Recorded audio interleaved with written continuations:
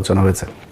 যেহেতু সংস্কারের মধ্যে বিসমিল্লাহটা নাই, এটারে মানুষের মধ্যে শোনানো হচ্ছে যে বিসমিল্লাহ থাকবে। বিসমিল্লাহ থাকবে, বিসমিল্লাহর হাতই দেওয়া হবে না, ওইখানে আছে যেইভাবে আছে সেইভাবেই। যে অনুচ্ছেদ পরিবর্তন হবে সেটা নিয়ে শুধু আলোচনা হবে। তো এরকম বিএনপি তারেক রহমান দেশে যাওয়ার পর থেকে হ্যাঁ ভোটের পক্ষে এখন ক্যাম্পেইন শুরু করেছে। বিএনপি যাওয়ার পরে মির্জা ফখরুল ইসলাম ওবায়দুল কাদের তিনি আপনার মাথায় টুপি টুপি দিয়ে বললেন কি, কোরআন সুন্নাহর বিরুদ্ধে কোনো আইন বিএনপি সরকার ক্ষমতায় গেলে হবে না। ও হইলো নরেন্দ্র মোদীর পোলা, এই মির্জা ফখরুল নরেন্দ্র মোদীর পোলা এখন কয় যে কোরআন হাদিসের বিরুদ্ধে আইন করা হবে না। এগুলি সব এই তারেক রহমানের গুতা, এই গুতায় এগুলো সোজা হয়েছে। তো এরকম কিছু কিছু পরিবর্তন দলের ভেতরে এসছে এবং আমি জানি না বিএনপি ক্ষমতায় যেতে পারবে কিনা। এবার বিএনপি যদি ক্ষমতায় যায়, যদি নাও যায়, 5 বছর পরেও যায়, তখন আমার এই একই বক্তব্য থাকবে, এখন যেটা বলছি আগেও যেটা বলেছে। সো আমি এই 5 তারিখের পর থেকে এখন পর্যন্ত যতগুলো ভিডিওতে এই ধরনের বক্তব্য দিয়েছি যে তারেক রহমান অনেক সুন্দর কিছু ভালো কিছু করবে, তার কিছু ভালো উদ্দেশ্য আছে, ভালো কিছু পলিসি আছে, এগুলো বলার পরে আমার যারা লোকজন আছে তারা আবার বলে নাটক কম করো, পিওটিও এইসব কমেন্ট করে। তো যাই হোক, আমি আমার বক্তব্যে এখনও যেই জায়গায় আছি, আগেও যেই জায়গায় ছিলাম, ভবিষ্যতে ওইখানেই থাকবো যে তারেক রহমান ভালো কিছু একটা করবে। এখন সমস্যাটা যেটা হবে সেটা হলো যে তারেক রহমান একা কতটুকু পারবে। এই তারেক রহমান দেশে যাওয়ার আগ, মানে দেশে আসার আগ মুহূর্ত পর্যন্ত আপনারা দেখেছেন যে বিএনপির কথাবার্তা কত কিছু। তাহলে তারেক রহমান যদি ক্ষমতায় যায়, ওই লোকগুলোকে নিয়েই তো তারেক রহমান লন্ডনে থাকা অবস্থায় আমরা দেখেছি যে কয়েকশো বিএনপির লোকজনকে আপনার করা হলো, বহিষ্কার করা হলো সুনির্দিষ্ট চাঁদাবাজির অভিযোগে। সেই লোকগুলোকে আবার ব্যাক আনা হয়েছে এবং ওই লোকগুলো 53 জন না কতজন যেন আপনার এই নির্বাচনী ধানের শীষ নিয়ে নির্বাচন করছে, তাদের বহিষ্কারাদেশ প্রত্যাহার করে তাদেরকে নিয়ে আসা হয়েছে, মনোনয়ন দেওয়া হয়েছে, নির্বাচন করছে তারা। তো বাংলাদেশের মানুষ সবাই জানে আপনি নিজে সার্টিফিকেট দিয়েছিলেন যে হি ইজ চাঁদাবাজ, এখন আপনি তাকে মনোনয়ন দিয়ে বললেন যে ওরে এই চাঁদাবাজকে তুমি ধানের শীষে ভোট দাও। মানুষ তাহলে কারটা শুনবে? মানুষ জানো চাঁদাবাজ। এই লোক দিয়ে তো সম্ভব হবে না। সমানে আপনার এই দুই দেশে নাগরিক, দ্বৈত নাগরিকত্ব নিয়ে আপনি নির্বাচন করতে পারবেন না, কিন্তু আপনি করছেন। তো আপনার তো উদ্দেশ্যই আপনি 5 বছর চুরি করবেন, করে আবার ফের আওয়ামী লীগের মতো পলায় বিদেশে যায় খাবেন। আপনি নাগরিকত্ব করছেন না কেন, আপনি ছাড়ছেন না কেন? তারপরে ব্যাংক লোনে আপনি নির্বাচনের আগেই, ক্ষমতায় যাওয়ার আগেই আপনি কি বলে এটার কি বলে ঋণ খেলাপি। তো একজন ঋণ খেলাপি যখন কিনা নির্বাচনের আগেই চুরি করে ক্ষমতায় আসতে চায়, ও তো নির্বাচিত হয়ে ক্ষমতা গেলে পুরো ব্যাংক দখল করে ফেলবে, পুরো ব্যাংক ধ্বংস করবে। এই আওয়ামী লীগের মতো, আওয়ামী লীগ যা করেছে সেভাবে ব্যাংক ধ্বংস করে ফেলবে, পুরো ব্যাংক খাবে বসে বসে। সেই চোর বাটপার লুচ্চা। আমার চুয়াডাঙ্গার কথা বলি, আমার চুয়াডাঙ্গায় জামাতের প্রার্থী হলো একে অ্যাডভোকেট রাসেল ভাই, আর বিএনপির প্রার্থী হইল গিয়া শরীফুজ্জামান শরীফ। তিনি একাধারে চাঁদাবাজ, ধান্দাবাজ, দখলবাজ, টেন্ডারবাজ, সবশেষ ধর্ষক। ধর্ষণের অভিযোগ করেছে এক নারী। কেন অভিযোগ করেছে? সেও বিএনপি করতো, স্কুল শিক্ষিকা, গান গায়, শিল্পী। সেই নারীকে আপনার ধর্ষণ করার অভিযোগ করার কারণে তাদের স্বর্ণ চোরাচালান এই মামলায় ঢুকাই দিয়ে তারা জেলে রেখেছে, এখনো জেলে। এই সপ্তাহে হয়তো বা সে ভালো একটা সুসংবাদ পাইতে পারি, সে সম্ভবত বের হবে। তো এই ব্যক্তিরা যদি আপনি জামাতের রাসেল ভাইয়ের কাছে যদি আপনি শরীফ ধর্ষককে দাঁড় করান, তো মানুষ কাকে ভোট দিবে? সারা দেশে তো একই অবস্থা। এই যে মির্জা আব্বাস আর পাটোয়ারি তো কোনো রিক্সাওয়ালার কাছ থেকে চান্দা নেয় না, কোনো দোকান থেকে চান্দা নেয় না, ফুটপাত থেকে চান্দা নেয় না। চান্দা আব্বাসের কাজে চান্দা নেওয়া। সারা জীবন চান্দাবাজি করেছে, এখনো চান্দাবাজি করে। এই যে আপনি ওনারা অনেক সময় বলে বেড়ান যে জামাতের লোকজন হইল গিয়া কিচ্ছু করে না, জামাতের লোকজন কোনো কষ্ট করে নাই, জামাতের লুকিয়ে লুকিয়ে আরামে তারপরে আওয়ামী লীগ সেজে তারপরে রাজনীতি করেছে। জামাতের কয়জনের ফাঁসি হয়েছে, জামাতের কতজন জেলে গিয়েছে, জামাতের কতজন রিমান্ডে গিয়েছে, জামাতের কতজন গুম হয়েছে, কতজন অঙ্গ হারিয়েছে, এটা হিসাব করতে চাইলে হিসাব করেন, তাহলে বুঝবেন যে কাদের উপরে কত নির্যাতন হয়েছে। চান্দা আব্বাসের পুরো ঢাকা ব্যাংক আরামসে তা বেড়েছে, আরো বাড়তে থেকেছে। তারপরে আপনি এই যে মীর কাশেম আলী, তার ছেলে পর্যন্ত আপনার গুম হয়ে একদম কি অবস্থায় বের হয়েছে আপনারা দেখেছেন সেগুলো। তো এই অবস্থা, এটা হলো জামাত আর বিএনপির মধ্যে।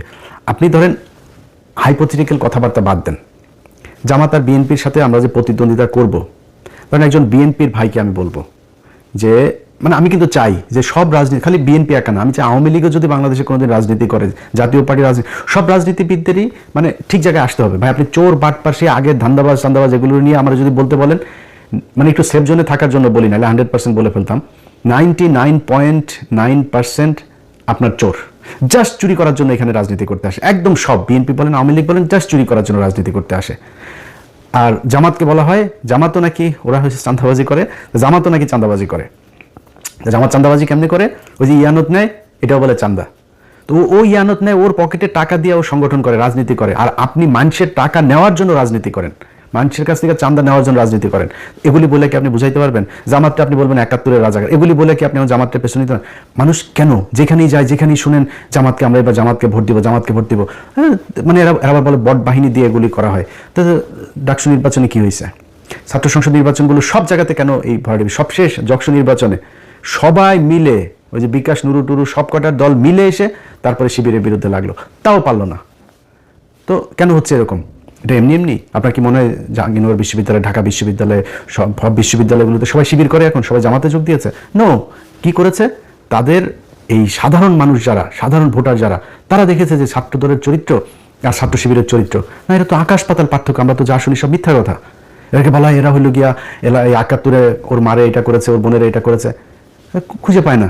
সারা বাংলাদেশে যে মেজর আখতারুজ্জামান, তিনি এদিন একটা কথা বলেছেন যে ভাই ৭১-এ জামাতে ইসলামের সংগঠনের সব মিলায় লোক ছিল না ৩০০ জন, তারা ৬৪ জেলায় একদম সংগঠন করে, এই যে রাজাকার বলা হয়, রাজাকার জিনিসটাই তো মানে বিকৃতভাবে উপস্থাপন করা হয়েছে। রাজাকার ছিল পাকিস্তানি বাহিনীরা, এই যে ব্রিজ কালভার্ট যেগুলো ভেঙে দিচ্ছিল মুক্তিযোদ্ধারা, এগুলো রক্ষণাবেক্ষণের জন্য তাদের ইউনিফর্ম ছিল চৌকিদারদের মতো। আপনি মেজর আক্তার নিজেও এই কথাটা বলেছে, এটা এর আগেও আমরা বিভিন্ন বইতেও পড়েছি, আপনি বিভিন্ন বিদেশি যেসব ডকুমেন্টারিগুলো ছিল তখনকার, সেগুলো তো গেলেও দেখবেন। এটা কোনো রাজনৈতিক দলেরই ছিল না, জামাতের কোনো সংগঠনই ছিল না তখন সেইভাবে, মানে জেলা ভিত্তিক। ঢাকা শহরে একটা ছোট্ট একটা ইয়ে ছিল, ওইটা নিয়ে তারা রাজনীতি করতো। তো এটাকে বানানো হয়েছে রাজাকার। তারা বিভিন্ন মানুষের হরিণ ধরে নিয়ে নাকি পাকিস্তানিদের দিয়ে কার মারে মারে ই করায়, তারপরে আকাম কোকাম করায় ওদের সজীবাজের জয় পয়দা হওয়া, এইগুলো বানানো হয়েছে। এগুলো তো ভাই মানুষ এখন বলে ই করা যাবে না। এখন করতে হবে কি? আপনাকে রাজনীতি করতে হলে ওর চাইতে বেটার কোনো রাজনীতি করতে হবে। জামাত ইসলাম এই একটা সংবাদ সম্মেলন করবে, ওদের একটা মিটিং হবে, ওদের দলের কাউন্সিল হবে, পদ দেয়ার নাম বলার পরে সে জানেও না কিসের লবিং টবিং, সে জানেও না কে হবে, সে কান্না করে, নামাজ পড়ে, সেজদা দেয়। কেউ কারোর পক্ষে কোনো বিপক্ষে বিদ্রোহী প্রার্থী কোনো কিছু নাই। এনসিপির পোলাপান, অখ্যাত পোলাপান, চেনে না কেউ এলাকায়, কেন্দ্র থেকে সিদ্ধান্ত হয়েছে তাকে লক্ষ্মীপুরে ১ আসনে দেওয়া হবে।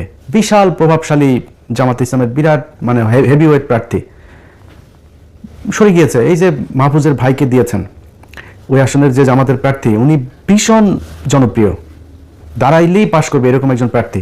দল বলেছে মাহফুজের ভাইকে দিতে হবে, সরে গিয়েছে, কোনো আপত্তি নাই। একটা জায়গায় আসন দেওয়ার পর 2 মিনিটের মধ্যে জামাতের প্রার্থী ফেসবুকে পোস্ট করেন, দলীয় সিদ্ধান্তকে স্বাগত জানিয়ে, শ্রদ্ধা জানিয়ে সরে যাচ্ছে। কেন?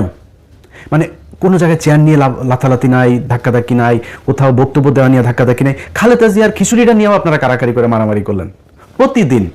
প্রতিদিন এদের কামড়া কামড়ি, সেই আওয়ামী লীগ যা করতো তাই হচ্ছে। আপনি বলেন ভাই আপনি আমার যদি এমন বলেন যে ও ইলিয়াস বোধহয় জামাতের দালালি করে, ভাই বললে কোনো সমস্যা নাই, আপনি যার মনে চায় বলেন। আমি তো আপনাদেরকে বিএনপি ক্ষমতায় আসার আগে আওয়ামী লীগ থাকা অবস্থাতে সবসময় একটা কথা বলেছি কি, আমার খালি আমি রাজাকার হইতে রাজি, আমি পাকিস্তানি মিলিটারি হইতে রাজি, সব হইতে রাজি, যা বানাবি সব হইতে রাজি, কিন্তু আমার আওয়ামী লীগ খালি বানাবেন, আর কিছু সমস্যা নেই। তো আমাকে আপনি যা মনে চায় বলেন, আপনি নিজেকে কোশ্চেন করেন। একটা সংগঠনের এত নিয়ম শৃঙ্খলা, এত ডিসিপ্লিনের মধ্য দিয়ে যে সংগঠন আসবে, কোনো চাঁদাবাজির ইয়ে নাই, অভিযোগ নাই, ধর্ষণের অভিযোগ নাই, টেন্ডারবাজির অভিযোগ নাই, এরকম একটা দলের পাশে দাঁড়িয়ে আপনি চান্দা আব্বাসকে দিয়ে কিভাবে দল চালাবেন?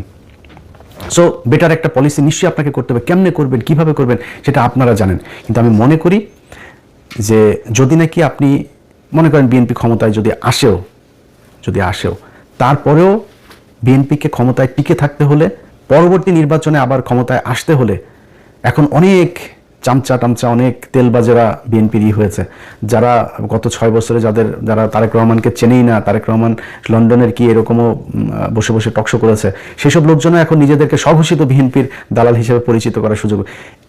এত ইজ্জত বেচতে পারবো না ভাই, এত নিচে নামতে পারবো না। আল্লাহর রহমতে আল্লাহ না খাওয়ায় রাখেন না, আল্লাহ গরিবও বানায় নাই। আল্লাহর রহমতে যতটুকু খাওয়ার দরকার হয়, আল্লাহ যতটুকু পড়ার দরকার হয়, যতটুকু নিজের চাহিদা আছে, আল্লাহর রহমতে করার মতো শক্তি আল্লাহ দিয়েছেন। আল্লাহ যেন এই জায়গায় রাখে, কারোর কাছে যেন চাঁদাবাজি ধান্দাবাজি হাত না পাতায়, তাইলেই হবে, আর কোনো কিছু দরকার নেই। কিন্তু যে পরিমাণে ন্যাকেট হইয়া মানুষের গালাগালি শুনে তারপরে দলের দালালি করে, নিকৃষ্টতম একটা কাজ। তারা যে গরিব মানুষ তা না, কিন্তু তারপরে মানুষ যা বলে বলুক আমার একটু সুবিধা পাইতেই হবে, জোর করে তারেক রহমানের প্রশংসা করে তারপরে তার বিএনপির দালাল সাজতে হবে। এখন এইসব লোকজনের কাছে যদি আপনি আবার বিএনপির ব্যাপারে শুনেন, অনেক সুন্দর সুন্দর কথা বলে, যারা 6 বছর বিএনপির ব্যাপারে বহু নেগেটিভ কথা বলেছেন, আমরা আগেও যেভাবে বলেছি এখনো সেভাবেই বলছি, ভবিষ্যতেও, যেহেতু বিএনপির একটা বিশাল শ্রেণী ভারত বিরোধী মানুষ আছে এখানে সবাই চান্দা আব্বাস না, এখানে সবাই শরীফুজ্জামান শরীফ না, এখানে অনেক ভালো মানুষ আছে। সো বিএনপির সবচেয়ে বড় কথা হলো জিয়া পরিবার, তারা ভারত বিরোধী, এটা পরীক্ষিত, ইতিহাস এটার সার্টিফিকেট দিয়েছে। আমি তার বিরুদ্ধে কেন যাব? আমার তার বিরুদ্ধে বলতে হবে কিসের জন্য? এটার যদি নাকি গঠনমূলক সমালোচনা করে তাদের যা যা ঠিক করা দরকার সেটা ঠিক করতে হবে। এটা যদি ঠিক না করেন তাহলে ভবিষ্যৎ অন্ধকার। আপনি যত কথাই বলেন, এখন এই যে অনেক ডিসি, এসপি, সচিব, অনেক পুলিশের ওসি অনেকে কিন্তু বিএনপি সাজার চেষ্টা করতেছেন। কিন্তু আপনাদেরকে একটা জিনিস বলে রাখি, সামনের হিসাব নিকাশ কিন্তু সব কথা সোশ্যাল মিডিয়াতে বলা যাবে না, কিন্তু সামনের হিসাব নিকাশ কিন্তু অত ইজি না। শুধু একটু ক্লু দেওয়া যায় আপনাদেরকে। এই যে এনসিপি জামাত ইসলামে যোগ দিল না, এটা খুব সহজভাবে নিয়েন না। এই যে সরকার এখন হ্যাঁ ভোটের পক্ষে ক্যাম্পেইন করছে, খুব সহজভাবে নিয়েন।